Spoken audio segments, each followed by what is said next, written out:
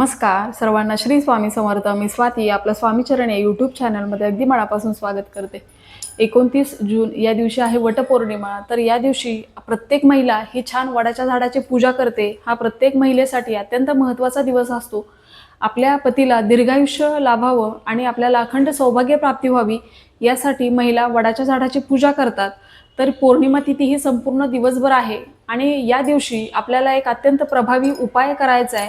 आपल्या मनामध्ये काही इच्छा असेल तर वडाच्या झाडाच्या पानाचा उपाय आपल्याला या दिवशी करायचा आहे. बऱ्याच दिवसापासून एखादी इच्छा आपण मनात धरतोय आणि ती पूर्ण होत नसेल, म्हणजे मुलांचं शिक्षण असो किंवा नोकरी असो किंवा आपलं स्वतःचं घर व्हावं किंवा मुलांचं लग्न व्हावं, अशी कोणतीही इच्छा जर आपल्याला आपली असेल आणि ती पूर्ण होत नसेल तर आपल्याला वडाच्या झाडाचा उपाय या दिवशी करायचा आहे.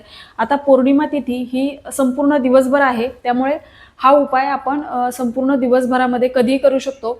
अगदी पहाटेपासून ते संध्याकाळी दिवे लागणीच्या वेळेपर्यंत, म्हणजे 6-6:30 पर्यंत तुम्ही हा उपाय केला तरी चालेल. उपाय अगदी सोपा आहे, त्यासाठी फार काही वेळ लागणार नाही. अगदी 2 मिनिटाचा उपाय आहे, पण तितकाच तो प्रभावी आहे. तर या दिवशी आपल्याला तो उपाय करायचा आहे आणि हा उपाय फक्त आपल्याला वटपौर्णिमेच्या दिवशीच करता येतो. तर आता उपाय काय करायचा आहे, आपल्याला सकाळी लवकर उठायचं आहे, अंघोळ वगैरे करायची आहे.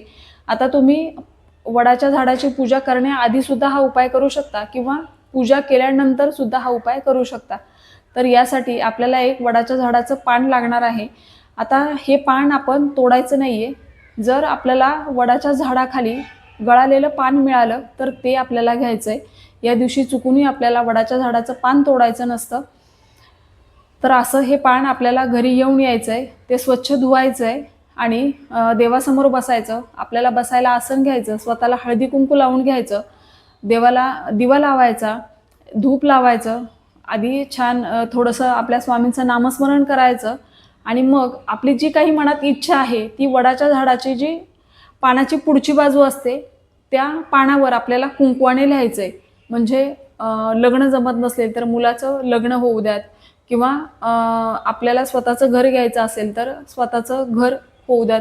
अशी थोडक्यात आपल्याला ती इच्छा कुंकवाने आपल्या अगरबत्तीची काडी किंवा आपल्या काड्यापेटीतली जी माचीस असते त्याच्या साहाय्याने तुम्ही ही इच्छा लिहू शकता. कुंकू ओलं करायचं आणि मग त्या कुंकवाने आपल्याला त्या पानावरती पानाच्या पुढच्या बाजूला ही इच्छा लिहायची आहे, मागच्या बाजूला नाही.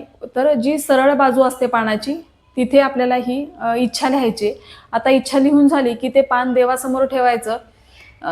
हळद कुंकू अक्षदा पानाला व्हायच्या, धूपदीपाने ओवाळायचं, मनोभावे नमस्कार करायचा आणि आपल्या मनामध्ये देवाचं स्मरण करत ही माझी अमुक एक इच्छा ही पूर्ण व्हावी अशी प्रार्थना करायची.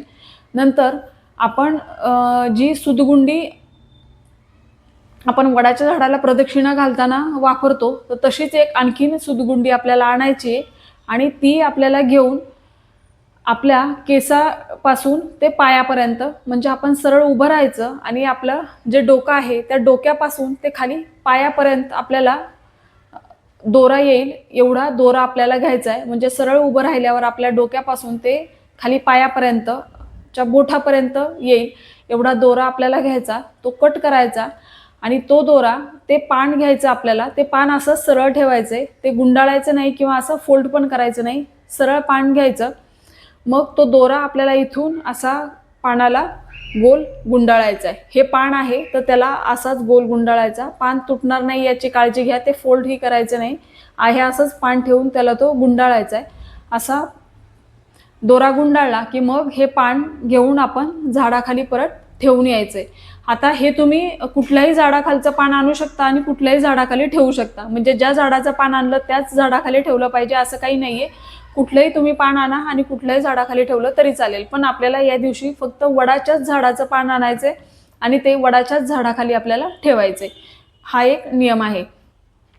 आता हे पान तुम्ही ठेवून आलात की घरी निघून यायचंय, बस एवढाच. हा अगदी साधा सोपा उपाय आहे पण तितकाच प्रभावी आहे. उपाय हा श्रद्धेने करा, आपली इच्छा लवकरच पूर्ण होण्यास मदत होते. आता या दिवशी आपल्याला वडाच्या झाडाची पूजा करायची असते. या दिवशी आपण हा उपाय करताना काळं वस्त्र परिधान करायचं नाहीये, पांढरं वस्त्र परिधान करायचं नाहीये आणि अगदी डार्क निळा कलर या 3 कलर हे आपल्याला या दिवशी चुकूनही हा उपाय करताना घालायचे नाही आहेत. अगदी तुम्ही काळ्या कलरचा ब्लाऊजसुद्धा घालू नये. शक्य झालं तर हिरवा, पिवळा किंवा लाल कलरची साडी किंवा ड्रेस आपण घाला. आणि हा उपाय जर आपल्याला मासिक धर्म असेल तर करता येणार नाही. आणि घरातील इतर व्यक्ती जर करणार असतील तर तुम्ही त्यांच्याकडून करून घेतला तरी चालेल.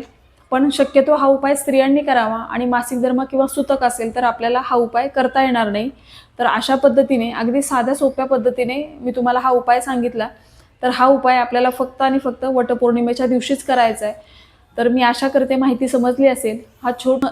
ही छोटीशी पण तितकीच महत्त्वाची माहिती जी मला तुमच्यापर्यंत पोहोचवायची होती. व्हिडिओ आवडला असेल तर व्हिडिओला लाईक करा, शेअर करा, सबस्क्राईब करा. भेटूया अशाच एका नवीन व्हिडिओसोबत. तोपर्यंत सर्वांना श्री स्वामी समर्थ.